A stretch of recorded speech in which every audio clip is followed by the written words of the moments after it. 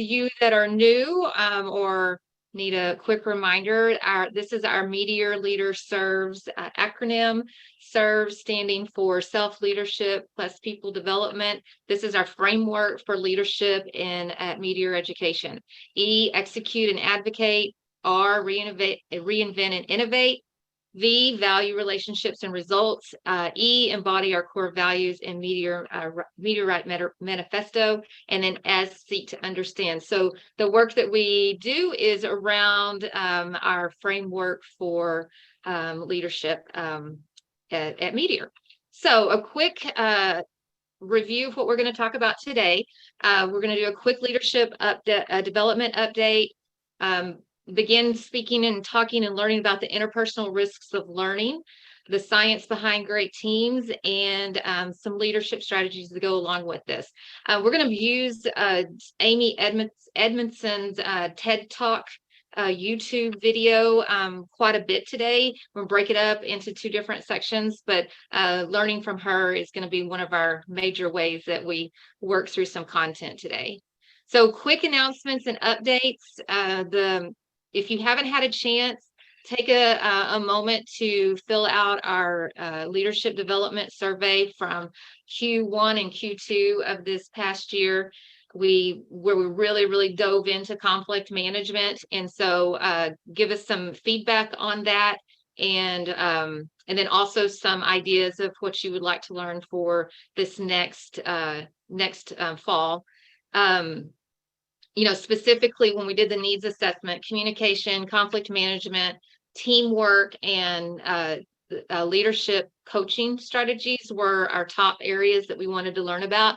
So that's what we're diving into these next couple of charge up calls is teamwork.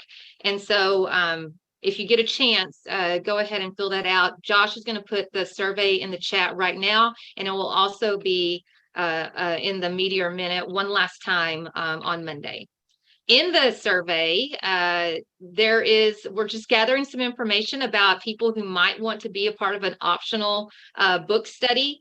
And we've got some titles here. Some of them you may be familiar with from some past leadership work in Meteor, but then also some other oldies but goodies, and then some new titles. So Elevate Your Team, Atomic Habits, Leaders Eat Last, Dare to Lead by Brene Brown, and then John Maxwell's Developing the Leader with You. If you're interested, again, not a requirement, but we'll pull together maybe some cohorts around each of these books. So if you're interested in the survey, indicate that, and we'll make some decisions about how we can continue learning in smaller groups.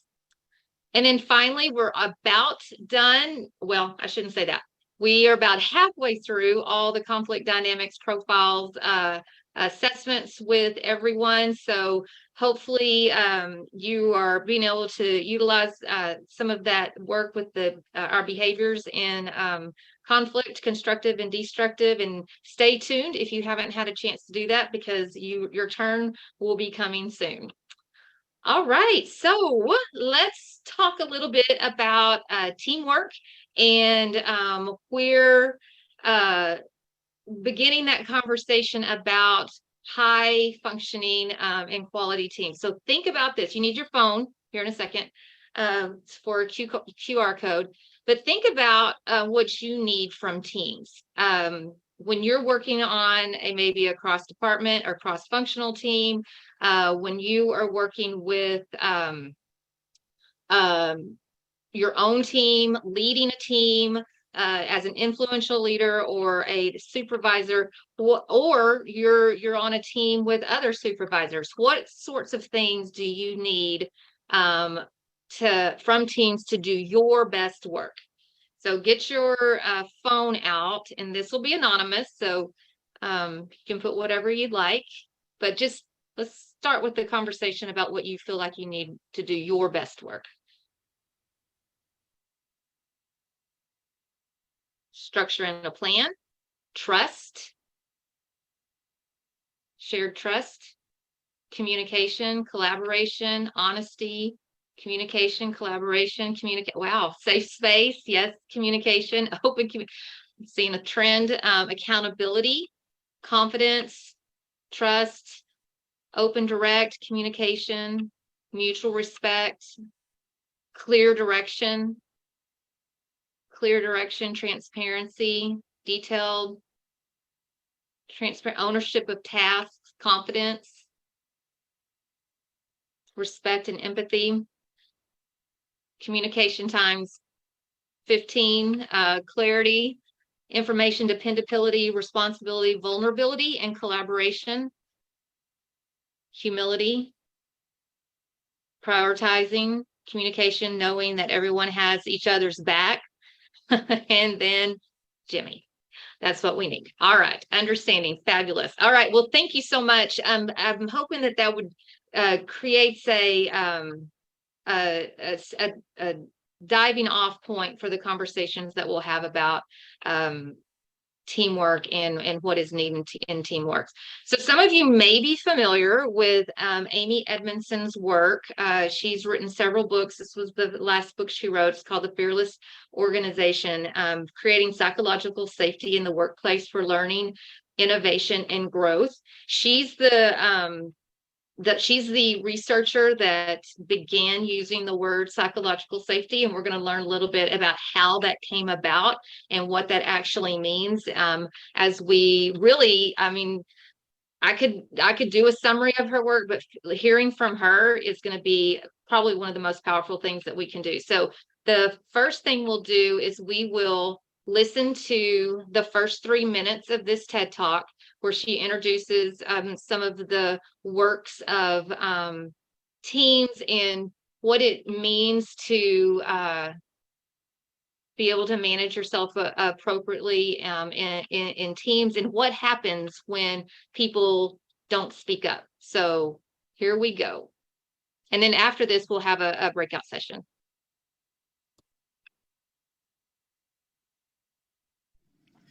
A nurse on the night shift in a busy urban hospital notices that the dosage for a particular patient seems a bit high. Fleetingly, she considers calling the doctor at home to check the order. Just as fleetingly, she recalls his disparaging comments about her abilities last time she called him at home. All but certain the dose is in fact fine. The patient is, after all, on an experimental protocol which justifies the high dose. She heads for the cart, gets the med, and goes toward the patient's bed. Quite far from the urban hospital, a young pilot in a military training flight notices that his senior officer might have made a crucial misjudgment. He lets the moment go by. Far from both of those stories, a senior executive who has recently been hired by a very successful consumer products company to join the top management team has grave reservations about a planned takeover. New to the team, feeling like an outsider, everyone else is so enthusiastic about the plan, he doesn't say anything. These are 3 episodes of workplace silence when voice was necessary.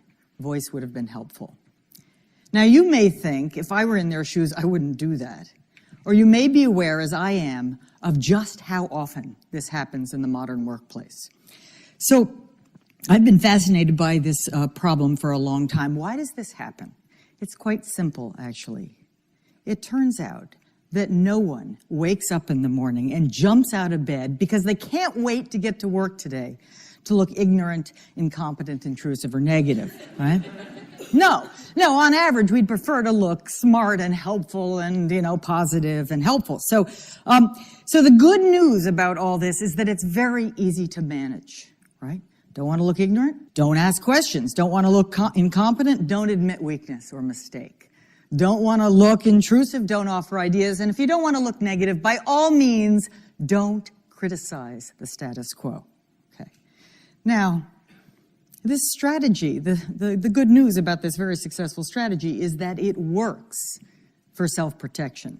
The psychologists call this impression management. And there's a great deal of evidence that we're quite good at it. We learn how to do this sometime in grade school. By the time we're working adults, it's all but second nature. Have you ever had a question and you look around and you don't ask it? No one else seems to be asking. Maybe you're supposed to know. You think, I'll figure it out later, right? So why does this matter? It matters because every one of these moments, every time we withhold, we rob ourselves and our colleagues of small moments of learning. And we don't innovate. We don't come up with new ideas. We don't, we are so busy, unconsciously for the most part, managing impressions that we don't contribute to creating a better organization. The nurses don't call. The pilot doesn't speak up. The executive doesn't say anything.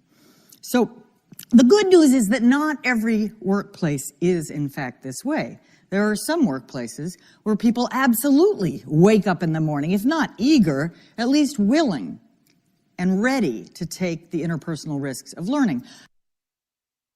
Right. So that's the first 3 minutes of the TED Talk, and there's a lot of content here, so that's why I'm breaking it up. So let's talk in our breakout groups about this interpersonal risk of learning, and in any of the other ahas or takeaways that you had in regards to Amy Edmondson's talk. So here we go.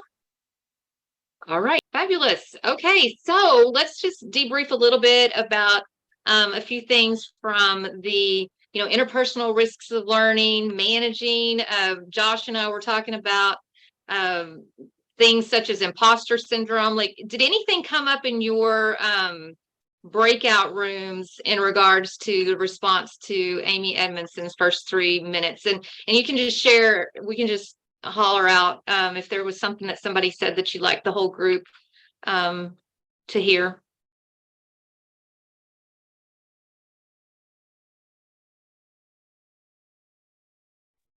I'll just mention one thing from a coaching background, if I can.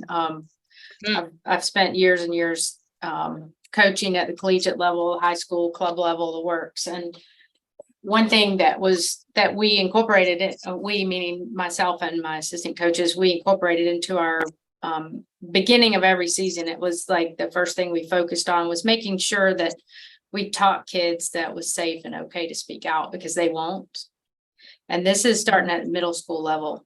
Like, middle schoolers don't keep their mouth shut for anything, but if they think it's going to jeopardize their time on the court, they're not going to say a word. So, the freedom to be able to speak out and know that it's going to be valued, even if it's something that, all questions are good questions because it inspires conversation. But we also teach them that if you speak out, you can't be black and white. You have to listen to the other side of the you have to listen to the feedback that you get. So you want that respect, but you also have to be open to hearing what the other person has to say about your perspective. So that conversation back and forth is so valuable. But we literally had to let kids go through times and totally stop practices and say, I'm so glad you asked that question. Does anybody else have any questions? And middle schoolers especially, they get going, but the high school kids and the college kids especially, that they have a really hard time. They're just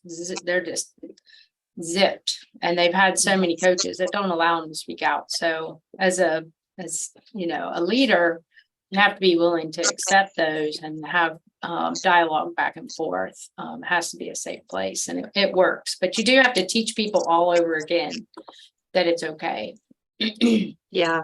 And Tracy, you mentioned asking, like making it a habit to ask for feedback. And asking people what questions they have, making it safe to be able to do that, rather than just assuming that they're not asking questions so they don't have any. So thank you for that.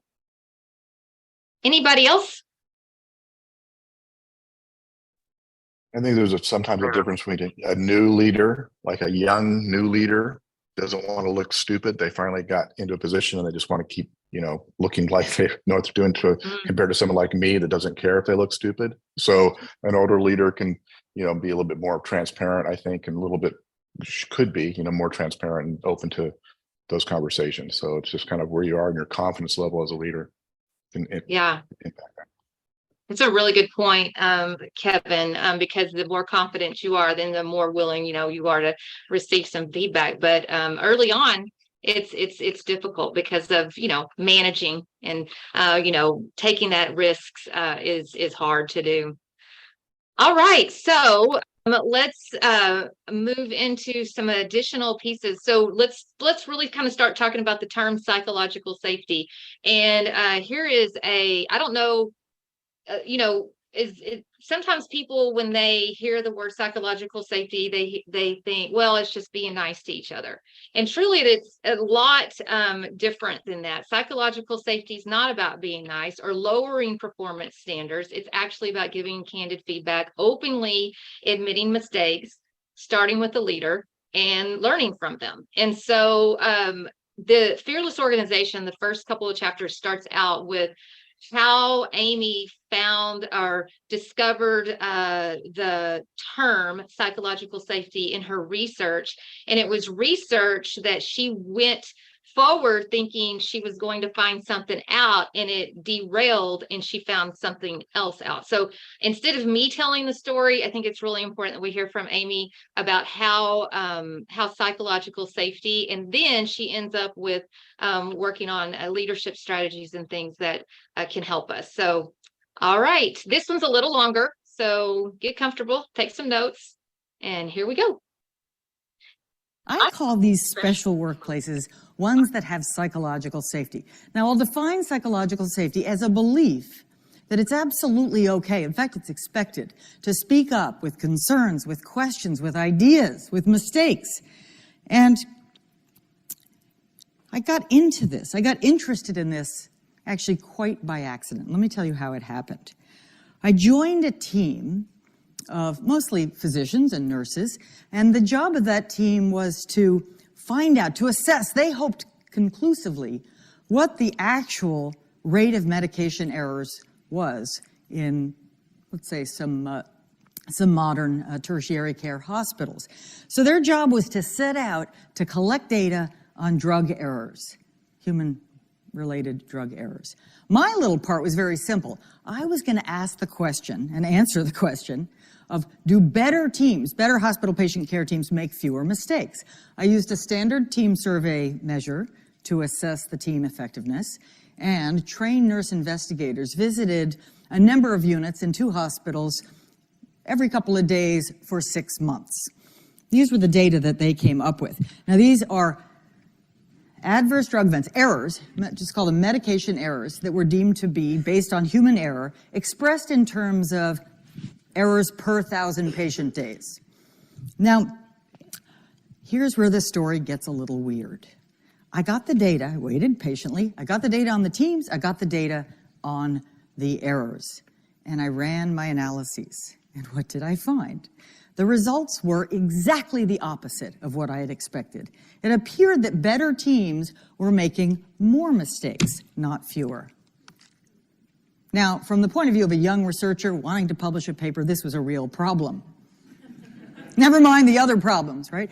And so this was a problem. No, this was a puzzle. So I sat down to think, why else might? I thought about the need for coordination between physicians and nurses. I thought about the need for teamwork on the fly, for speaking up, for double checking. And I thought maybe, in a kind of blinding flash of the obvious, I thought maybe the better teams aren't making more mistakes, maybe they're more willing to discuss them.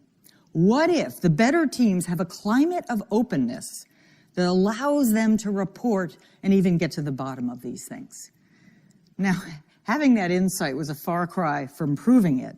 So what did I do? I sent out a young research assistant to study these units very carefully. He had to have no preconceptions. He didn't know the error rates. He didn't know how they scored on the team survey. He didn't even know my hypothesis. And I said, what do you learn? And you know what he found? He found that these units, these 8 units, were wildly different in terms of whether they were willing and able and did, in fact, talk about errors. Some of them were actually actively talking about them all the time and in the process of trying together to work together to find new ways of reducing them.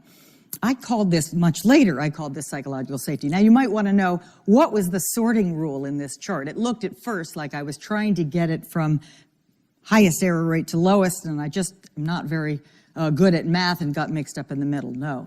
These are sorted by the research assistant's ratings of the openness of the climate. As you can see, the correlation is very high indeed. Okay, so how do you build it? What do you do? If you're a leader and you say, wow, I want to have psychological safety in my workplace, let me just suggest 3 simple things you can do so that that nurse does make the call. The pilot does speak up. The executive even reveals his concern about the takeover. First, frame the work as a learning problem, not an execution problem. Recognize, make explicit that there is enormous uncertainty ahead and enormous interdependence. Given those 2 things, we've never been here before. We can't know what will happen. We've got to have everybody's brains and voices in the game. That creates the rationale for speaking up. Second, acknowledge your own fallibility, right? You know you're fallible. Say simple things like, I may miss something. I need to hear from you. This goes, by the way, for subordinates and colleagues, peers alike. That creates more safety for speaking up. And third, model curiosity. Ask a lot of questions. That actually creates a necessity for voice. And so these 3 simple things can go a long way toward creating the kind of workplace where we can avoid the catastrophes you saw coming in those 3 opening vignettes. Now, at this point in describing and teaching about these things, most managers I talk to start to get a little nervous, right? They say, I get it.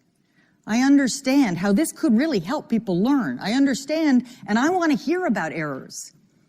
But are you saying I have to dial back a little on excellence? Is it no longer possible to hold people accountable for great results, to hold their feet close to the fire? And I say no. In fact, I don't think it's a trade-off. I think it's 2 separate dimensions, right? 2 dimensions that you have to think about. In fact, when I'm talking about psychological safety, I'm essentially talking about letting up on the brakes, right? I'm not talking about the gas, right? I'm not talking about motivation. There's a lot out there on motivation, and it's really important, and it's important to understand it. But I'm talking about it's equally important to free people up to really engage and not be afraid of each other. So if you don't do either, by the way, that's the apathy zone, and that's quite sad. So let's move on. If you only do psychological safety, yes, well, it's possible. You're creating a comfort zone, leaving money on the table, right? But this is the one I'm more worried about, and I wish more managers were worried about it too, right? If you're only talking about people's accountability for excellence and not making sure they're not afraid to talk to each other, then they're in the anxiety zone. This is where the nurse was. This is where that young pilot was. Even the senior executive was in this place, and that's a very dangerous place to be. So, of course, where do I want you to be? I want you to be high, in the learning zone. And let me just say, in case it wasn't clear yet, that this is also one and the same as the high performance zone as long as there's uncertainty and interdependence. If you have no uncertainty and no interdependence, it's fine. You don't need psychological safety, really. It's fun to have, but not necessary. But if you have both uncertainty and interdependence, it's absolutely vital that you have psychological safety. So the workplace out there, the complexity, the interdependence, it's not going to go away anytime soon. We need people to bring their absolute full selves to the challenging jobs ahead. And I hope you will help me create those kinds of workplaces so that they can learn and become their full and most contributing selves. Thank you. All right. So think about what you're learning about psychological safety, something that you've already, it squares with your thinking, or something that you learned from that video. And then we're going to go back into the breakout rooms and have some discussions about some ahas or some things that confirmed what we were thinking about psychological safety. So here we go. All right. So I hope you had some great conversations as we dip our toes into teamwork. And I felt like, the psychological safety piece was a really good vocabulary word as we're looking at how high functioning teams work to introduce this series of learning. Amy Edmondson shares that, culture is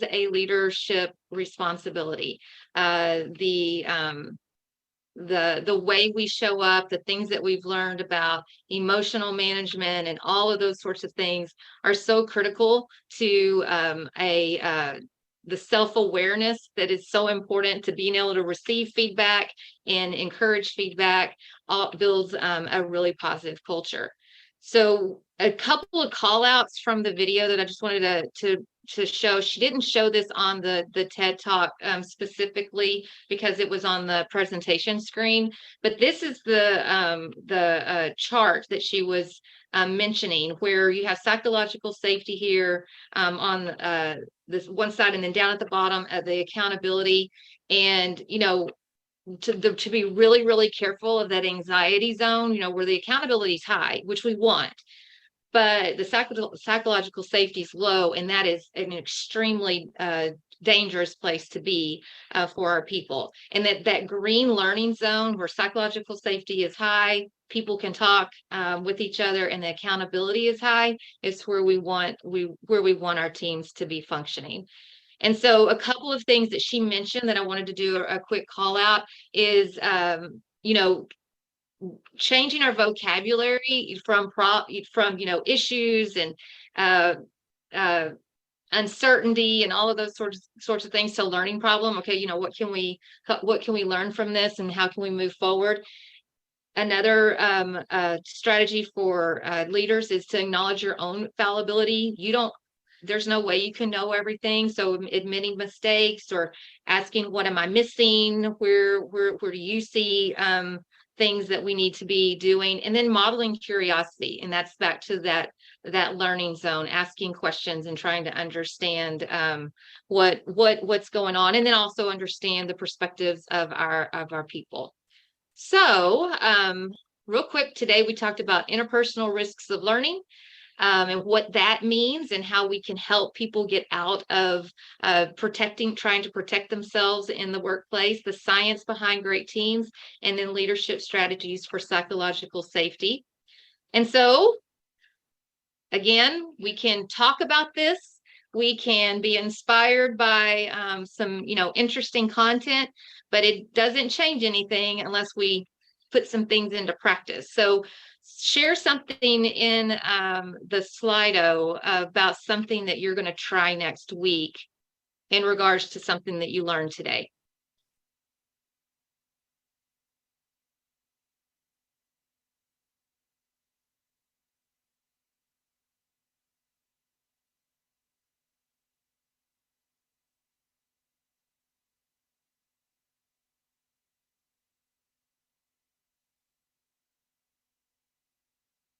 Ask more questions, acknowledge limitations, model curiosity, better listener, more questions, frame the work as a learning problem, better communication, curiosity, asking more questions, speaking up if something doesn't make sense. Nice. Be more curious, try to get out of my anxiety zone. Nice. Watch for those who are not using their voice. Absolutely. Listening, questions, encouraging a team member that doesn't usually speak to give their opinion. Fantastic. Follow-up questions, encourage questions and ideas, encourage more questioning, admit that you may not know. Saying the words, this is a safe place. Validating other people's perspective. Fantastic. Thank you. All right, so I will finish with a quote. Teams need to believe that their work is important. Teams need to feel their work is personally meaningful. Teams need clear goals and defined roles. Team members need to know they can depend on one another. And most of all, and most importantly, teams need psychological safety. So, as we began to work on this, this is some vocabulary and language that we can use as we are supporting one another. For the next several charge up calls, I'm attempting to give a gap. So we're going to end at this point. You have a couple of options. You can stay on and we can continue the conversation. Josh is going to put a link in the chat of some resources from Amy Edmondson's website. You can call somebody, talk to them, get up, walk around, whatever you need to do. But everybody have a great day. If you want to stay on and continue the conversation, you're welcome. And other than that, thank you so much for coming.